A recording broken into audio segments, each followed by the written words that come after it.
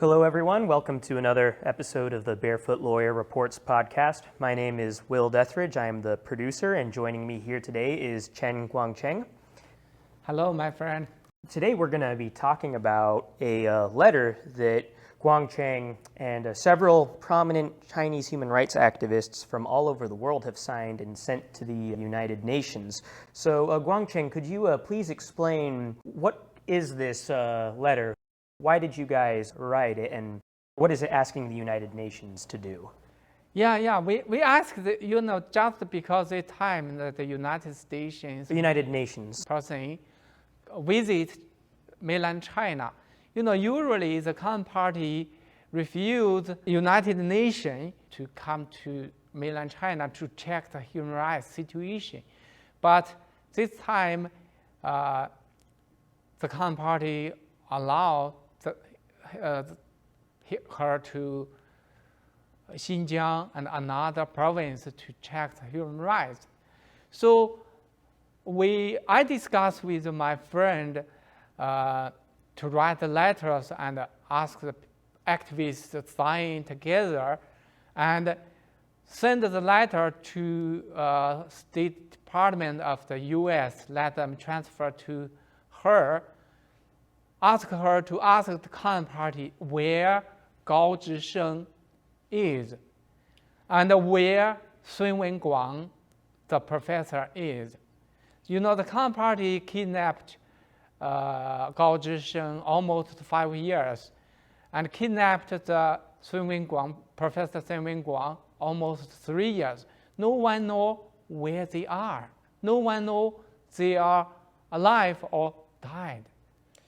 Right. And the lady who's investigating this, her name is Michelle Bachelet, is that right? Yes. Yeah, that's who you guys addressed. Michelle, addressed the letter to. And so we actually have a video on the Gao Zhisheng situation, but for those who don't know, could you just briefly tell us about who Gao Zhisheng is and who Sun Wenguang are?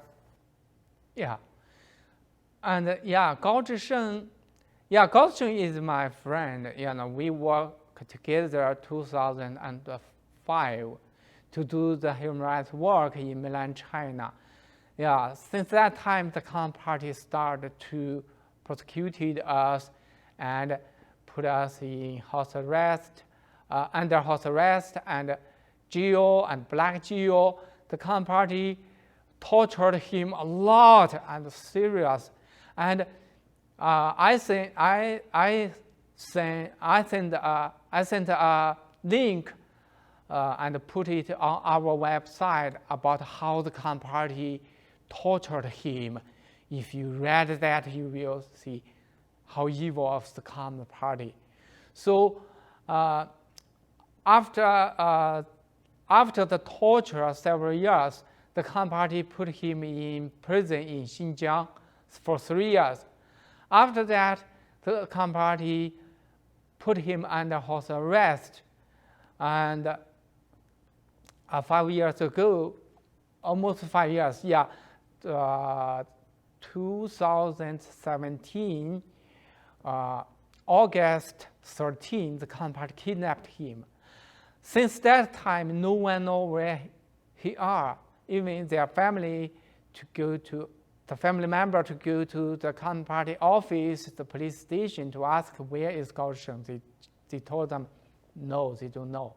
So you can see, in the country, now in the person kidnapped, the person disappeared. No one knows where they are.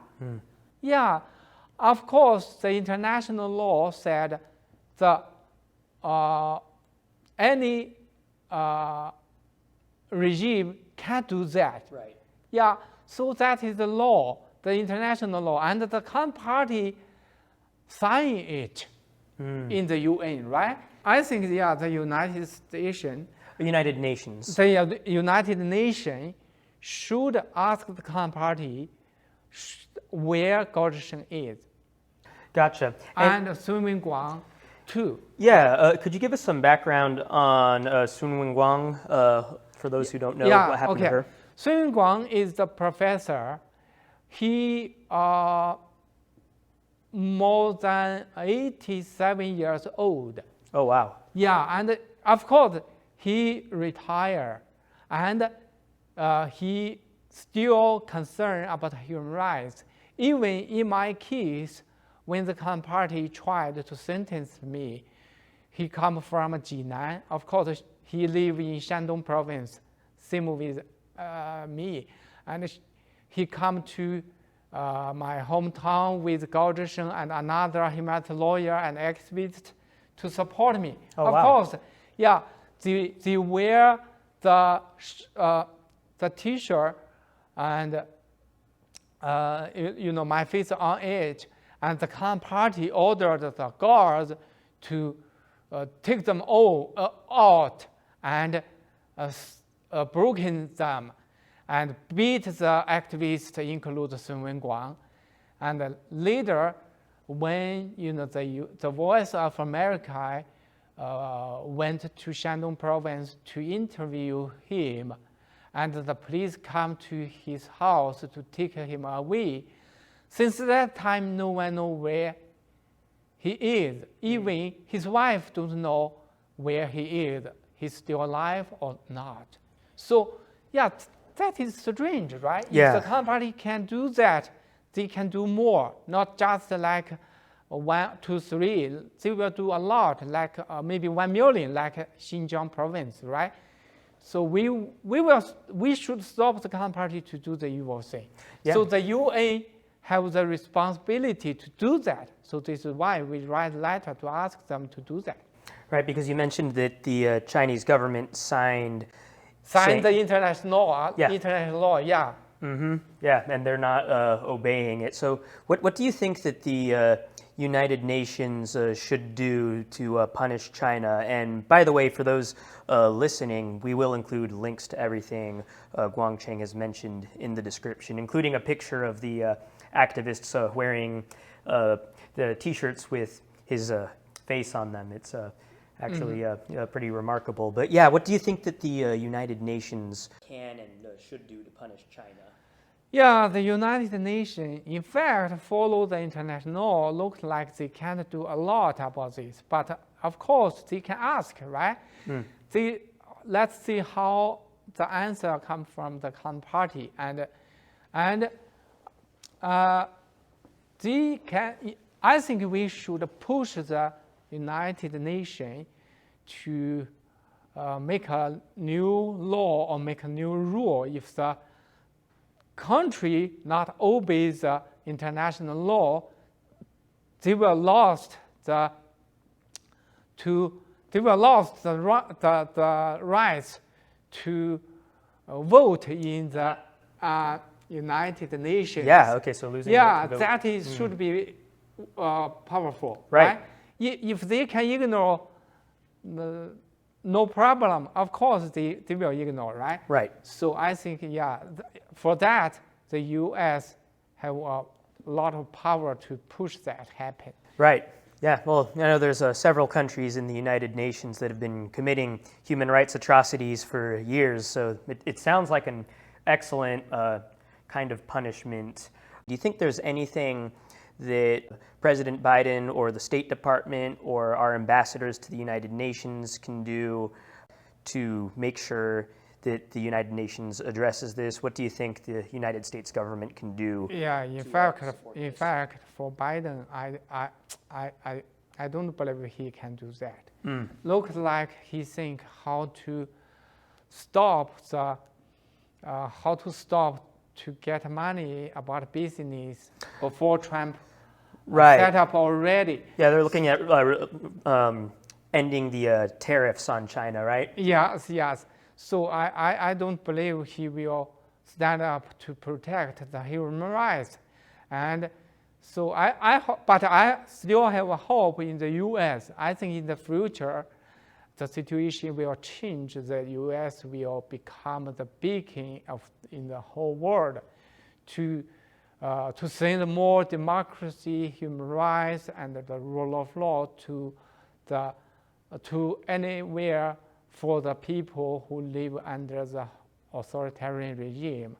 So, but we should but we should keep pushing about that, Right. not just ignore that. Yeah. So now we can prepare to do that, to ask the U.S.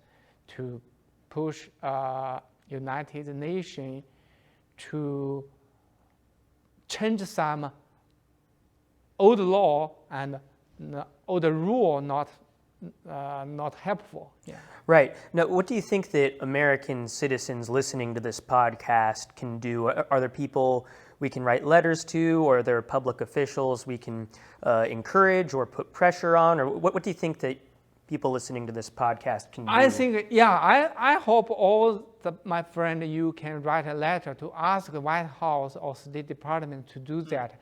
Even you can write a letter or give them a call to congressmen to let them write a letter to ask the Biden administration to do the human rights job. I think that is very important. Yeah, and you can use the media to expose some evil thing happen, like the counterpart kidnapped Shen and Chen Guangcheng, and let more U.S. people know what's happening in mainland China. And they will support us to ask the U.S. government to do more, I think. Right. And, as I mentioned, we'll have a link to this letter in the description so people who are listening to it can share it across social media. It's a very impressive letter with many signatures of human rights activists from across the world, and it'll definitely help to raise awareness if we can get this letter out. Thank you guys very much for joining us. Please be sure to share our content and share the links we will give in the description so we can continue to support democracy, rule of law, and a constitutional government for the Chinese people. Thank you very much. Thank you, my friend. See you next time.